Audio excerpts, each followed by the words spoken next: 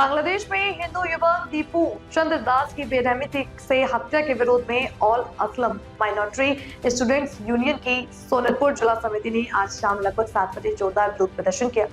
मृतक की मामूली बात पर उसे पीट कर मारने और बाद में प्लेट से लटकाकर जलाने की घटना ने समाज में गहरा आक्रोश पैदा किया है। प्रदर्शन का नेतृत्व आमसू के सोनतपुर जिला अध्यक्ष आफ्ताब रहमान खंडकार ने किया। उन्होंने बांग्लादेश सरकार को कड़ी चेतावनी दी। प्रदर्शन में उपाध्यक्ष अब्दुल हमीद अंसारी, शहीदुल इस्लाम माताब अली, जिला सह सचिव नूरजमाल अली, बिलाल हुसैन सहित कई पदाधिकारी मौजूद थे।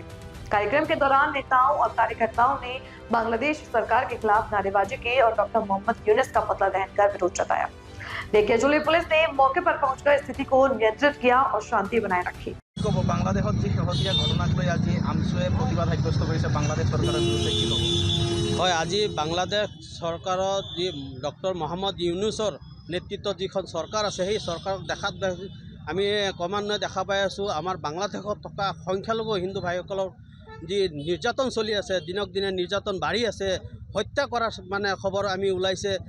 আমি অসমৰ সংখ্যালঘু সংগঠন হিচাপে আমি আমছু সদৌ অসম সংখ্যালঘু ছাত্ৰ ইউনিয়নে সমগ্ৰ জিলাৰ লগতে আজি শোণিতপুৰ জিলা সমিতিৰ উদ্যোগত ঢেকিয়াজুলিত আমি ডক্টৰ মহম্মদ ইউনুছৰ প্ৰতিমূৰ্তি দাহ কাৰ্যসূচী লৈ আমি সকীয়াই দিছোঁ বাংলাদেশ চৰকাৰক। আজি বাংলাদেশত থকা সংখ্যালঘু ভাইসকলক জীৱন আৰু নিৰাপত্তা সুনিশ্চিত কৰিব লাগে।